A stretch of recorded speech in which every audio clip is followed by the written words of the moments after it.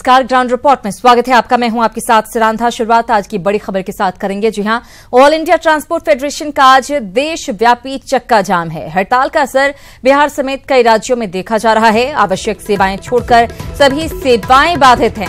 Federation ने diesel और petrol की बढ़ती कीमतों पर लगाम लगाने, पेट्रोलियम पदार्थों को जीएसटी में शामिल करने, टैक्स को कम करने और परिवहन रोड सुरक्षा अधिनियम को वापस लेने की मांग की है। मोटर व्हीकल कानून में संशोधन को लेकर भी फेडरेशन सरकार से खफा है। तो ये बड़ी खबर आपको दे रहे हैं। वही बंद का असर मीठापुर बस स्टैंड पर देखने को मिला है। यहां गाड़ी नहीं चलने की वजह से यात्रियों को खासी परेशानी का सामना करना पड़ रहा है। तो मीठापुर बस स्टैंड की ये तस्वीरें आपको दिखा रहे हैं, जहां पर गाड़ी नहीं थी, जिसकी वजह से यात्रियों को खासी परेशानी का सामना करना पड़ा है। हम आपको बता दें, all India road transport worker federation का दरअसल कहना है कि जीएसटी में शामिल किया जाए पेट्रोलियम पदार्थों को। लगातार जो दाम बढ़ रहे हैं उससे दरअसल नाराजगी है। ब्रिजम पांडे हमारे सहयोगी हमारे साथ जुड़ गए हैं पटना से ज्यादा जानकारी के साथ। ब्रिजम, all India road transportation worker federation ने बंद बुलाया है, चक्का जाम बुलाया है, और इसका अच्छा खासा असर पटना में भी देखने को मिल रहा है। गाड़ियों के पहिए थम गए हैं, लोग परेशानी का सामना कर रहे हैं।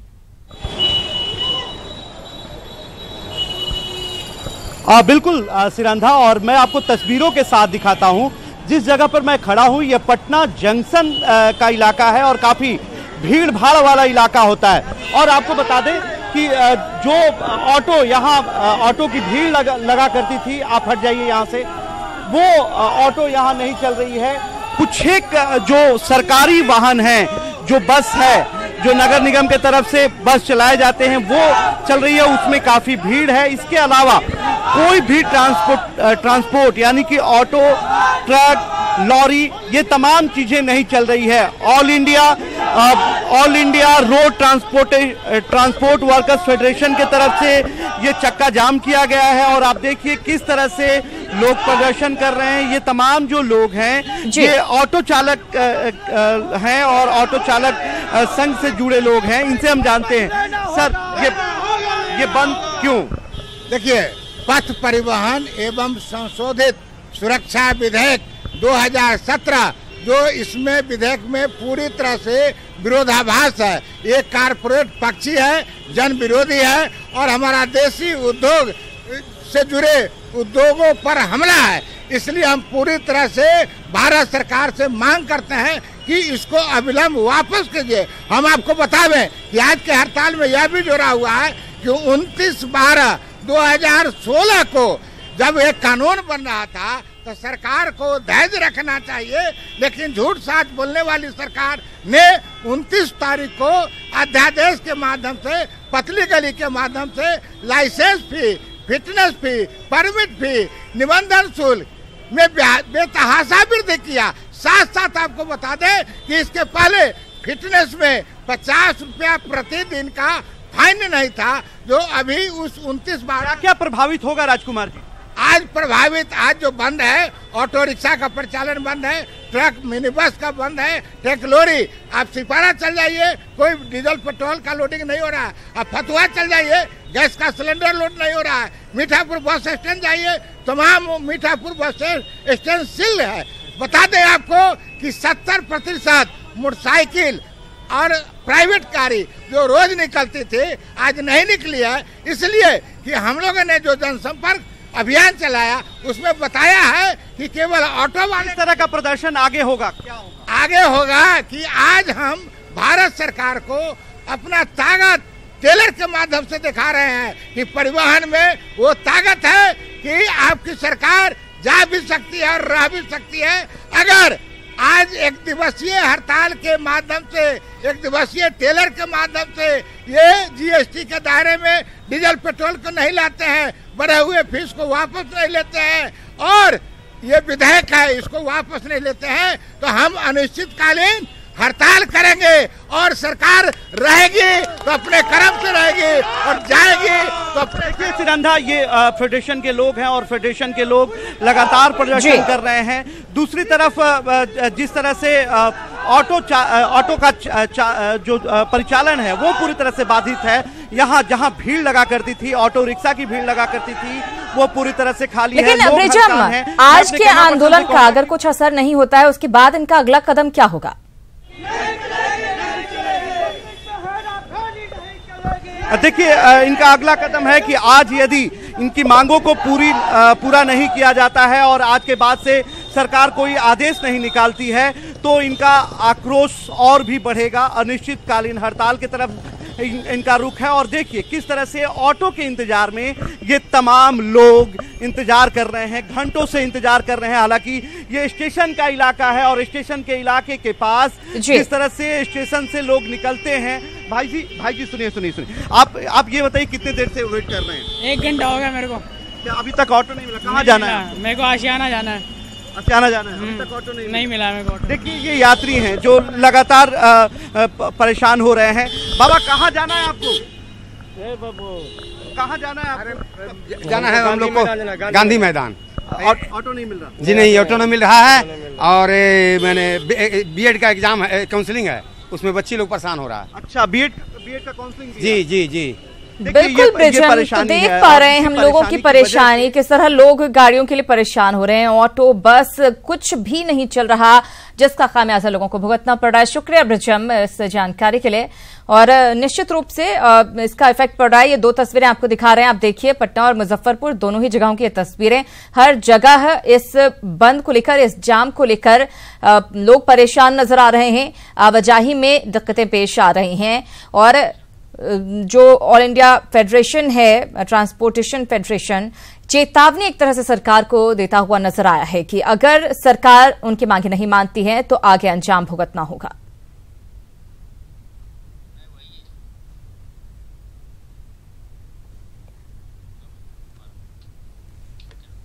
खबरों में आगे बढ़ेंगे। मानसून की बारिश के दौरान देश के कई हिस्सों में बिल्डिंग, घरों के गिरने की घटनाएं सामने आई हैं। इस बीच आज सुबह राजधानी पटना में एक दर्दनाक हादसा हुआ।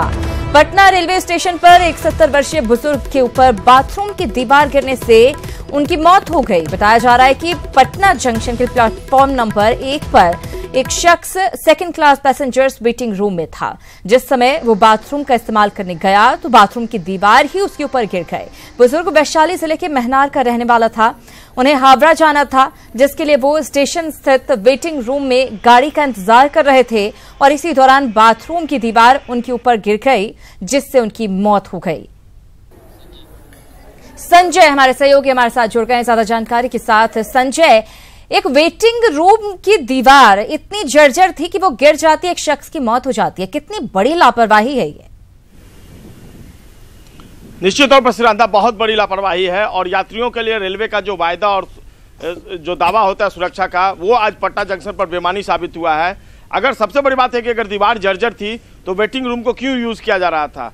हादसे के बाद वेटिंग रूम को बंद कर दिया गया था, लेकिन रेलवे के जो अधिकारी हैं उन्होंने पहले क्यों नहीं सोचा इस बाबत कि जब दीवार जर्जर है तो वह किसी वक्त बड़ा हादसा हो सकता है। कहीं ना कहीं एक बड़ी लापरवाही बरतेगी। और दूसरी लापरवाही यह है कि जो यात्री थे उनकी मौत के 6.5 घंटे 7 घंटे के बाद तक जो डीआरएम है दानापुर के, वो कहते रहे कि उनका इलाज पीएमसीएच में चल रहा है। तो ये दोहरी लापरवाही है। पता नहीं रेलवे के अधिकारी कब तक नीचे से लेकर ऊपर तक लापरवाही, यानी संजय साफ जिम्मेदारी से बचने की कोशिश बाद तक की गई है। देखिए, निश्चित तौर पर एक बड़ा सवाल उठ खड़ा हुआ। डीआरएम रैंक के आप ऑफिसर हैं और आपको यह पता नहीं है कि जो रेलवे यात्री हैं उनकी मौत हो गई है। आपकी प्रायोरिटी, आपकी प्राथमिकता बनती है कि जो परिजन है उनको तत्काल सूचित करें, उनको पटना बुलाएं। चूंकि बगल का ये मामला है, वैशाली जिले का ये मामला है, और वो कहते रहे कि उनका पीएमसीएच में इलाज चल रहा है। बाद में जब उनको बताया गया कि उनकी मौत हो गई है, तब उन्होंने कंफर्म किया कि हाँ मौत हो गई है। तो निश्चित तौर पर यह हादसा कैसे हुआ, जवाबदेही और लापरवाही तो रेलवे की है, लेकिन कौन से शख्स के इसके लिए जिम्मेवार ठहराए जाएंगे ये जांच के बाद पता चलेगा। और देखना होगा रेलवे इस पूरे मामले में कैसे जांच करवाता है और बिल्कुल रेलवे की जांच पर सबकी नजर रहेगी। शुक्रिया संजय इस जानकारी के लिए।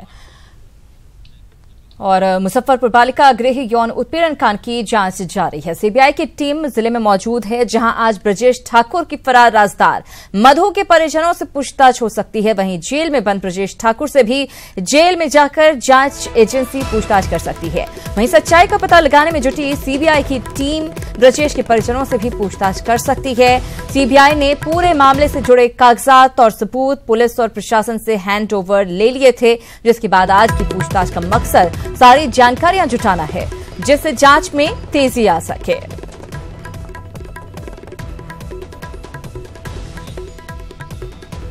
हमारे सहयोगी प्रवीण हमारे साथ लाइव जुड़ गए हैं ज्यादा जानकारी के साथ। प्रवीण, आज सीबीआई की टीम एक बार फिर से मुजफ्फरपुर पहुंची हुई है। आज न सिर्फ मधु के घर वालों से बल्कि ब्रजेश के रिश्तेदारों से भी पूछताछ हो सकती है।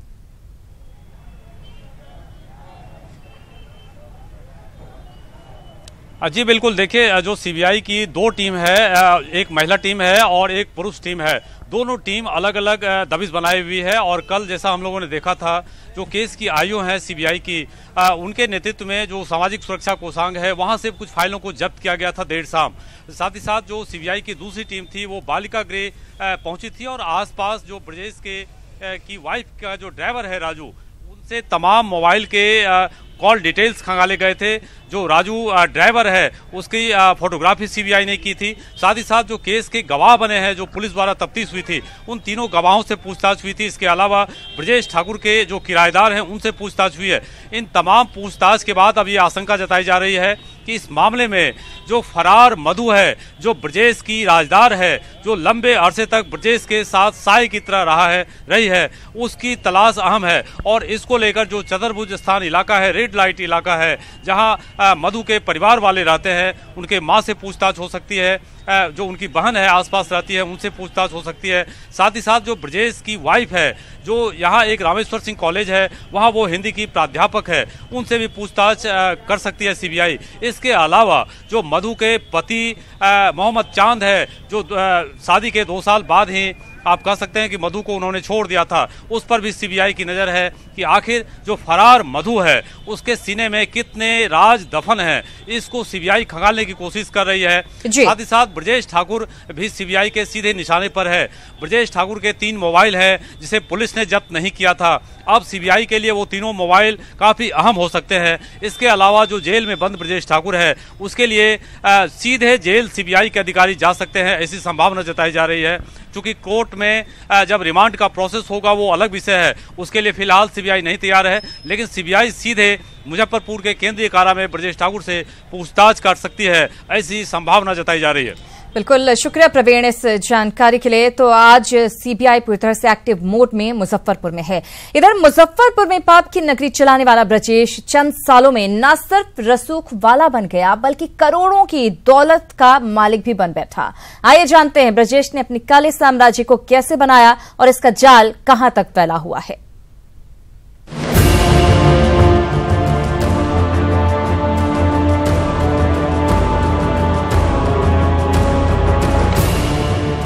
ब्रजेश ठाकुर ये वो नाम है जिसने बिहार के माथे पर कलंक की वो लकीरें खींची है जो न कभी धुंधली होगी और न ही कमजोर। बालिका गृह में हवानियत का खेल खेलने वाला ब्रजेश एक साधारण आदमी से कब रसूखदार और करोड़ों की संपत्ति का मालिक हो गया। दिन बीतते गए और ब्रजेश का रुतबा और काला साम्राज्य बढ़ता गया। हैवानियत बढ़ती गई और पाप की लंका की इमारतें और ऊंची होने लगी। हम जो आज आपको बताएंगे वो न आपको सिर्फ हैरत में डालेगी बल्कि आप चौंक जाएंगे कि पापी लंकेश के पास देश भर में अलग अलग जगहों पर न सिर्फ घर जमीन है बल्कि महंगी महंगी गाड़ियां भी है। करोड़ों में खेलता है बालिका गृह का मास्टरमाइंड। ब्रजेश ठाकुर के पास मुजफ्फरपुर में करोड़ों की प्रॉपर्टी। मुजफ्फरपुर में ब्रजेश ने खरीदा 1.5 करोड़ में RM पैलेस होटल। ब्रजेश के पास एक फॉर्च्यूनर सहित VIP नंबर की 3 SUV गाड़ियां। मुजफ्फरपुर में 10 कट्ठा जमीन और 3 मंजिला मकान का मालिक। पैतृक गांव पचदही में 8 करोड़ की कीमत की 20 एकड़ खेती है जमीन। इतना ही नहीं, मुजफ्फरपुर से ब्रजेश 3 अखबार भी निकालता है जिसका नाम प्रातः कमल, हालाते बिहार और न्यूज नेक्स्ट है। दो अखबार के संपादक ब्रजेश का बेटा और बेटी है, जबकि फरार चल रहे ब्रजेश के राजदार मधु उर्दू अखबार हालाते बिहार के संपादक है। इनके अलावा ब्रजेश ठाकुर के पास पालम, समस्तीपुर, दरभंगा, मोतिहारी, पटना में भी रिहायशी इमारतें हैं। साथ ही ब्रजेश का परिवार 11 एनजीओ का संरक्षक है, जो परिवार के अलग अलग सदस्यों के नाम पर है। ये तो उसके रसूख की कहानी थी, लेकिन उसके लंका में चलने वाले काले कारनामे को सुनिए।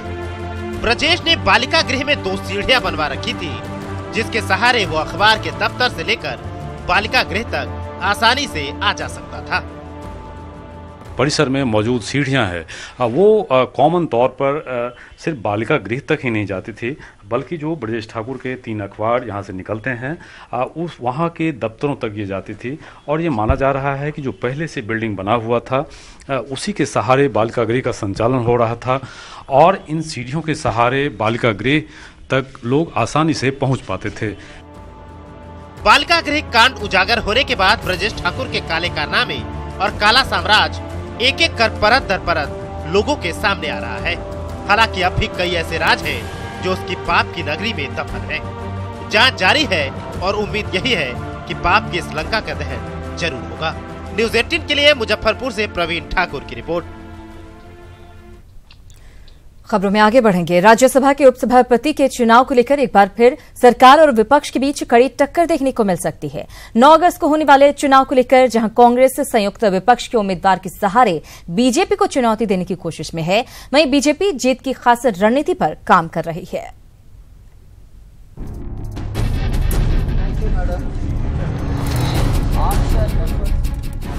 राज्यसभा में सरकार और विपक्ष की भिड़ंत, सरकार के सामने संयुक्त विपक्ष की चुनौती, जेडीयू सांसद पर एनडीए का दांव। राज्यसभा के उपसभापति के चुनाव का ऐलान हो चुका है, लेकिन चुनाव की तस्वीर अभी भी धुंधली है। हालांकि इतना साफ है कि इस चुनाव में सरकार को सीधे संयुक्त विपक्ष की चुनौती से टक्कर लेनी होगी, जहां पहले से ही एनडीए की ताकत विपक्ष के सामने कम है। आंकड़े कम होने के बाद भी बीजेपी ने विपक्ष के लिए मैदान छोड़ने से इनकार कर दिया है।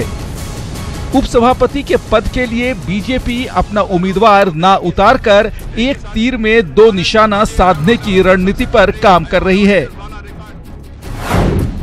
इस बात की पूरी संभावना है कि जेडीयू के राज्यसभा सांसद हरिवंश एनडीए की तरफ से उम्मीदवार होंगे।